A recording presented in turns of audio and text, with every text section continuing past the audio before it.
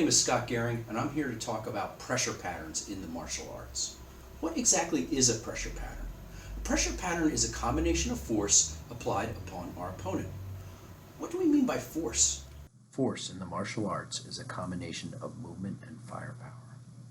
Force in the martial arts, physical force, is the combination of movement and firepower. Movement and firepower. So, for example, in the case of firepower, I may have a jab, a front kick. These are examples of firepower, any kind of tool that launches out to apply pressure upon your opponent. That is a tool of firepower. What is movement? Movement simply is any tool that moves your set point around the floor. For example, a shuffle. So a shuffle is a tool of movement. So I may shuffle here, I may shuffle here, I may shuffle back. These are tools of movement. So a shuffle would be a tool of movement. A jab would be a tool of firepower. When we apply these tools in combination, this creates a force pattern or a pressure pattern. What is a practical example of a pressure pattern? The Bruce Lee Jeet Kune straight blast. When we talk about pressure patterns, what is a practical example of pressure? What do we mean by that? Well, one of my favorite examples comes from the art of Jeet Kune, Bruce Lee's straight blast. What is Bruce Lee's straight blast? Well, Bruce Lee's straight blast is a series of chain punches that roll down the opponent's center line. So for example, if I'm facing an opponent, I fire a series of chain punches down my opponent's center line. That is the Bruce Lee straight blast. It is actually quintessential example of pressure. Forward pressure down our opponent's center line. That is the best example of a pressure pattern. A force pattern is not a single stroke. A force pattern is not to be confused with a single stroke. What do I mean by a single stroke? Well, that's any kind of single tool. For example, an eye jab, maybe a front kick, maybe a hammer fist, knife hand, or an elbow. These are all single tools. They do apply pressure upon the opponent, but they don't create a force pattern. They don't create a pressure pattern. They just are a single tool. In order for us to have a pressure pattern, we need more than one tool working together in combination. It's very important to understand. To create a pressure pattern, we need more than one tool. If I just launch an eye jab to the opponent, that's a nice shot, but it's just a single tool. There are 7 pressure patterns in the martial arts. When we talk about pressure patterns in the martial arts, there are at least 7 patterns we can apply upon our opponent. At least 7 patterns. What are those 7 patterns? Well, we're going to spend the remainder of the time really breaking down what each of those 7 pressure patterns are and how they apply upon your opponent. The 7 pressure patterns in the martial arts are as follows. 1. Rolling. 2. Repeating. 3. Figure 8. 4. Banning. 5. Synchronous. 6. Expansion and contraction. 7. Spinning. It is important to note that these 7 pressure patterns transcend style. Okay, so you have wrestling styles, you have boxing styles, you have karate, you have jiu-jitsu, you have judo, you have Krav Maga, you have Muay Thai, you have Wing Chun. All these are styles. These pressure patterns transcend styles. They apply to all styles. These patterns are Mother Nature. These patterns are physics. So if you have an issue with any of the ideas that I'm discussing here today, or you have a problem with them, I suggest you take it up with Mr. Sir Isaac Newton. Pressure pattern 1. Rolling. As we've mentioned, there are 7 possible pressure patterns we can apply in the martial arts against our opponent. The first pressure pattern is what we call rolling. Rolling pressure. What is rolling pressure? And how do we describe it? Well, the best way to describe it is by use of the ball. Earlier in this video, we talked about the Bruce Lee straight blast. It's one of my favorite examples of forward pressure against an opponent. It is a pressure pattern. This fits into the paradigm of rolling pressure. So for example, when we did the straight blast, we rolled a series of chain punches down our opponent's center line. Well, that is rolling energy. If I take this ball and roll, this is rolling energy. I am rolling the ball. This is, the straight blast is the perfect example of rolling energy. This is one of our main pressure patterns, this rolling energy. What's interesting is the rolling energy is not limited to a forward roll, such as the straight blast. It can reverse roll. So my energy can go forward. It actually can reverse. In the Kenpo system, Ed Parker's Kenpo system, there's a lot of movement that looks like this. There's a lot of movement that looks like this. This is reverse rolling energy. So we can roll forward, we can roll reverse, we also can roll side to side. This is a drill that comes from Wing Chun called Chi Sao. And we actually capture this side to side rolling ball energy. So I can go forward, I can roll reverse, I can roll side to side, I can roll all these different ways. This is an example of rolling pressure. The 5 lines of punch. What about the 5 lines of punch? What are the 5 lines of punch? Well, the 5 lines of punch are uppercut, hook, overhead, back fist, and straight in. This can occur off either hand. So I could hook with this hand, hook with this hand. I can uppercut with this hand, uppercut with this hand. Overhead, overhead, jab, cross. These can constitute the 5 lines of punch. Well, when we put these 5 lines of punch in combination, they create rolling energy. We'll use the ball as an example. So taking the example as the ball, any of those 5 lines of punch put in combination create rolling energy. So we take our ball, jab, cross, uppercut, hook, hook, overhead, jab, cross, jab, uppercut, hook, hook, uppercut. The 5 lines of punch, when put into combination, create rolling energy, as illustrated by the ball. Anything that makes this ball roll, anything that makes this ball roll, combination that makes this ball roll, any combination, any of the 5 lines put together create rolling energy. We put this on Bob. Boom! We put that combination. There's an overhead uppercut combination. Overhead. There's an overhead uppercut combination. Boom! See, the ball is rolling. My ball is rolling. What about a jab, cross, jab? Notice the ball is rolling. When I just go, see, my ball is rolling. What about Bruce Lee's straight blast? My ball is rolling, okay? Any one of these can classify as rolling energy. What about an uppercut hook combination? The ball is rolling. The ball is rolling. See the rolling ball? As we mentioned, there are 7 pressure patterns in the martial arts. We have already gone over rolling. That is one of our main ones. However, there's 6 others, and we're going to go through those in detail. Pressure pattern 2, repeating. Our next pressure pattern in martial arts is called repeating. What is repeating pressure? Well, in the case of rolling, we had 2 hands rolling the ball. It's kind of back and forth, kind of overlapping strikes. Right? This created that rolling effect. However, sometimes you don't always have 2 hands in play. You may have one hand at the chin and one hand out. For example, the triple jab combination. This is a tool that Joe Louis called the man-eater. So the triple jab, you have your arm kind of tucked to the side, and this thing pops out. There's the triple jab combination. Now, if I put my ball in here, because there's only one hand in play, there's no rolling energy. The ball does not roll. The tool repeats. This is what we call repeating energy. It's when one hand just repeats over and over and over again. This is not limited to the hand.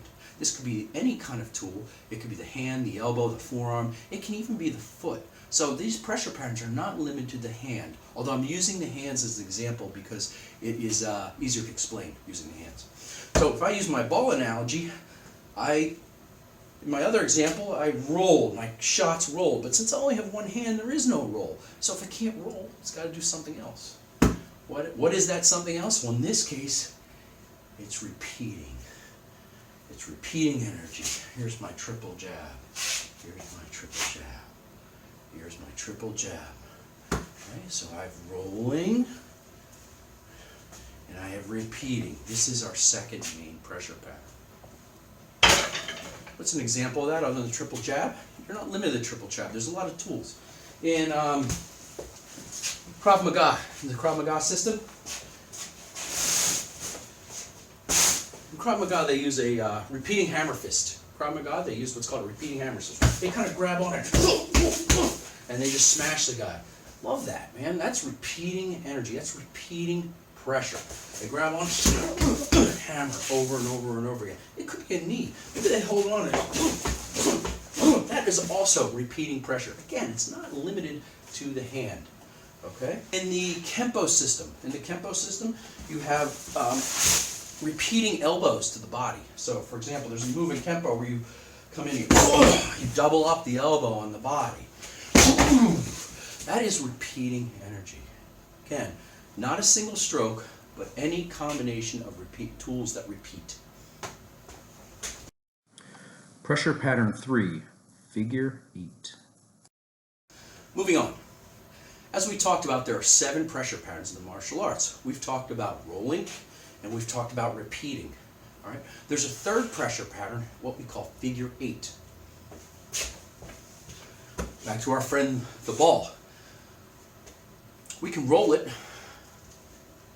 we can repeat it, but what if the ball makes an X pattern? What if the ball goes like this? It's not rolling, it's not repeating, it's making a figure 8. This is our next pattern of pressure, figure 8 pattern. This could be 2 hands, this could be 2 hands, or single hand. Again, not limited to the hand. It's really, the better word is tool. It could be a single tool, or it could be 2 tools. This is the figure 8 pattern. How does that apply? Okay, we're on Mr. Bob here. I could be a figure 8 hammer fist. Notice I did not move forward with that one. You don't always have to move forward. Forward pressure is very common. It's very good to blitz your attacker, but you don't always have to move forward. Some of these patterns you can use reverse movement to make it work. So you're not limited by forward or back. You can apply them either way. In the art of Kali, we use sticks. That is a figure 8 pattern. Figure 8. I made an X. Okay? Very important to note that these pressure patterns transcend empty-handed weapons. They apply to both weapon and empty hand. It's not limited to either or. They transcend. Again, this is Mother Nature. These are patterns of nature.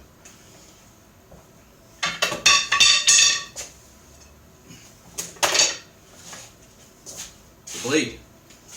The blade can work. Figure 8. Any kind of X pattern, provides us a figure 8. Pressure pattern 4, fanning. Moving on to our next form of pressure. We've already discussed about rolling pressure. We've discussed repeating pressure. We've discussed figure 8 pressure. But what happens if our hands move like side to side, like this? Let's use the ball. We have our friend the ball. It's this kind of action. There's a lot of different terms that can be used for this type of action. Side to side, windshield wiper, hinging, any of these types of energy. It's not rolling. It's not repeating. It's not Xing or figure 8. It's not figure 8. It's hinging. This creates our fourth pressure pattern. We call this fanning. Now let me just take a moment and talk about the vernacular. The vernacular is not important. It's the principle that's important. We're using the term fanning because it's kind of a broad term. You can visualize it. Like for example, if I had like one of those paper fans and I went like this, I would create a breeze. That's a fanning action. But really, it's anything that hinges. There's a lot of different ways the body can hinge. You can hinge laterally. You can hinge vertically. It doesn't have to be hand. I can hinge vertically, okay? I can actually hinge angularly, and I can hinge linear, and I can hinge circular. So there's many different types of fanning actions. It's a very broad area, but heuristically speaking, for purposes of this, we think of it as I can make an X in the figure eight, or I can make a plus. So if I make a plus, I am putting in some kind of fanning action. I am putting it vertical or laterally. What's an example of fanning? Well, if I'm on an opponent, anything that kind of swishes across the face, anything that goes across the face, this kind of swiping action, this is fanning action. Again, you can, it's not just lateral fanning or horizontal fanning, you can fan vertically, and it goes up and down. This is an up and down fan. This is an elbow to claw. See that in Kenpo. What about this? What happens if I'm over here? I'm kind of holding on to the side. What happens if I windshield wiper across the person's face? This is fanning type energy. This is fanning pressure. Notice I'm doing it in combination. It's not a single stroke. It is a combination. I can sit here and rattle off hundreds of examples of fanning. I can rattle off hundreds of examples of figure eight. This is just to illustrate the concept. Fanning.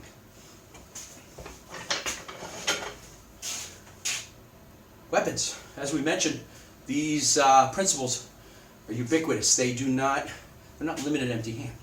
In the art of Kali, we have what's called an abanico. An abanico is a type of fanning action. Notice the hinging action. Notice the stick. This is fanning. That is an abanico. Pressure pattern 5, synchronous. Okay. Moving on, so we mentioned there are 7 pressure patterns in the martial arts. We've already discussed 4. We've discussed rolling. We've discussed repeating. We've discussed figure eight. We've discussed fanning. Okay? The 5th one is what we call synchronous. Synchronous is the 5th type of forward pressure. Synchronous is the next type of pressure. What is synchronous? Well, in every example so far, the hands have worked in an overlapping fashion. Rolling, overlapping, and even sequential. So far, all the tools that we've shown, all the combinations have worked in a kind of a sequential overlapping fashion. Sequential, 1, 2, 3 beats. 1, 2, 3, 4 beats. 1, 2, 3, 1, 2, 3. Everything's kind of sequential and overlapping. Well, in the case of synchronous, the hands don't work in a sequential fashion. They work in a harmonious fashion. What do I mean by that? Well, if we use the ball, we can roll. We can repeat.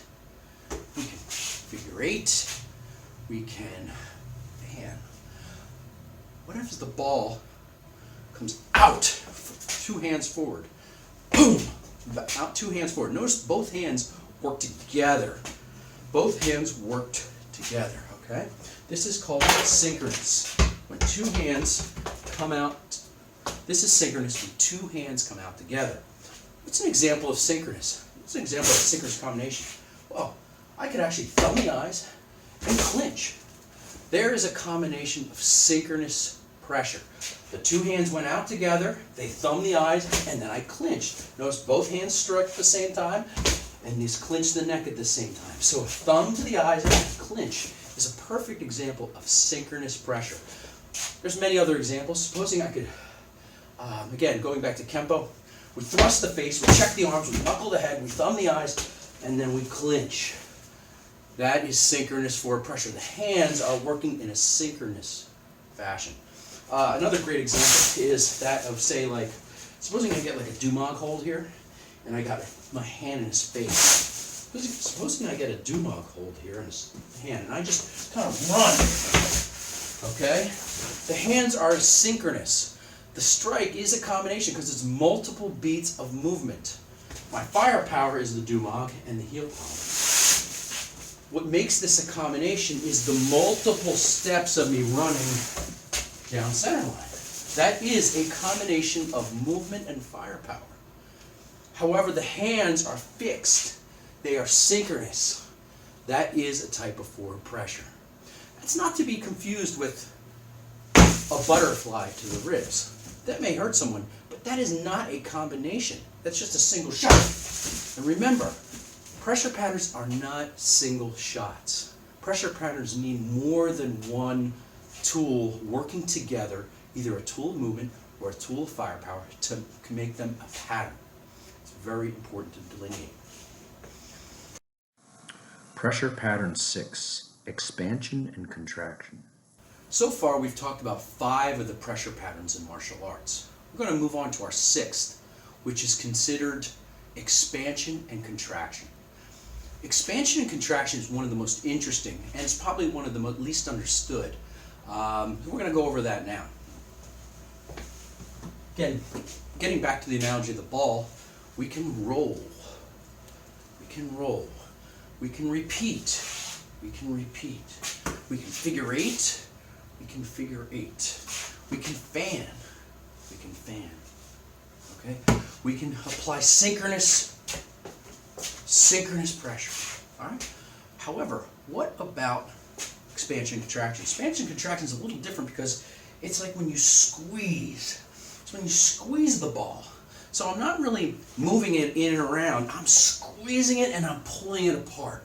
I'm squeezing it and I'm pulling it apart. I'm trying to crush the ball and then rip it to bits. If there was 2 handles on this ball and I grabbed them and ripped, it would be using the lats and the chest. It's kind of a ripping action, like, ugh. It's like the Hulk. You know the Hulk, he tears his shirt off? Ugh. That is expansion energy. That is expansion pressure. Expansion pressure works in conjunction with contraction pressure. Contraction pressure is an analogy if I had like a tight jacket. I was trying to push it shut, or a tight shirt. I'm trying to squeeze it shut. That is compression type energy. So expansion and contraction, expansion work together to create a pressure pattern. How does that look? Well, a great example of expansion and contraction is kind of like scissoring energy. A lot of times, not always, but a lot of times is an illustration of contraction energy. If I'm here against Bob, what I do is I rake the face and hit the rib. Notice my body contracted. I crush the ball. That is contraction energy. Okay? Reverse of that is expansion energy. So I can contract and then expand. Notice I contracted and expand. I collapsed, I squeezed the jacket on, and then I pulled the jacket off. This is expansion and contraction energy. From this way. See? Notice the if I take the ball and I squeeze it and then rip it apart. Squeeze it and rip it apart. I squeeze it and rip it apart. That is expansion and contraction energy. Try putting this into your martial art. Different martial arts will put emphasis on different types of pressure patterns. I invite you to look at this holistically and try all the pressure patterns. If you've never seen one of these, try putting it into your martial art. Try seeing if you can make it work. Don't take my word for it. Try it. Pressure pattern 7, spinning. Okay, so far we've talked about 6 of the 7 pressure patterns of martial arts. There's only one left, and this is called spinning. This is called spinning pressure. All right, now what is spinning pressure? Well, if we go back to our ball, every move that we've shown, the ball has kind of been within the outer rim. The ball has been within the outer rim. Okay? What is the outer rim? The outer rim. What is the outer rim? The outer rim is, using my own body, point here, point here, point here, and a point here. When I take those points, it draws a circle around my body. Okay? This circle, if I keep my tools and my pressure patterns within this circle, this is the most optimal way of combat against an opponent. This creates a tube between us, and if I can keep my tools within there, I am actually at maximum efficiency. If I violate the outer rim, my tools go way out here, for example, I'm making wide circles, I'm in trouble and I'm inefficient. So the outer rim is a beacon from which for us to use to be efficient. The outer rim and spinning pressure. The pressure patterns that we have shown so far have all been within the outer rim. It's all been within that ball. But what happens if the ball actually leaves the outer rim? That's when I do a spinning backwards. Notice my tool has left the outer rim, okay? Left the outer rim. Now, a spinning move by itself is not a pressure pattern. It has to be done in combination. So, for example, I may, let me see how I'm going to do this. I may eye jab to back fist to claw. That is a spinning combination. That is spinning pressure. A lot of people throw spinning pressure under the bus. It definitely, especially in the world of sparring, spinning pressure is it's highly telegraphed, so you can see it coming a mile away. If I lead in with like a spinning crescent kick, you're going to see that coming 1,000 miles away. You just punch me in the back and I'll be over. Okay, but there is a place for spinning energy, and it is something being acknowledged. Sometimes in a mass attack situation, in the fog of war, you lose your orientation on what direction you are. Spinning energy can help dig your way out of that. Okay, also helps you survey, so it does have a place. Although it's not very common, it does have its place. Okay, example of spinning energy. I could actually, let's see if I can do this. I jab. There's example of spinning energy. I jab. Back fist to claw. It is not limited to that. There are lots of different types of spinning energy. Again, you're not even limited to the hand. You can be limited to the foot. This is not limited to ground. It's not limited to upright. This is not limited to weapons or empty hand. These are universal patterns of nature. This will stick. Using the sticks, it gives you you can play around with spinning.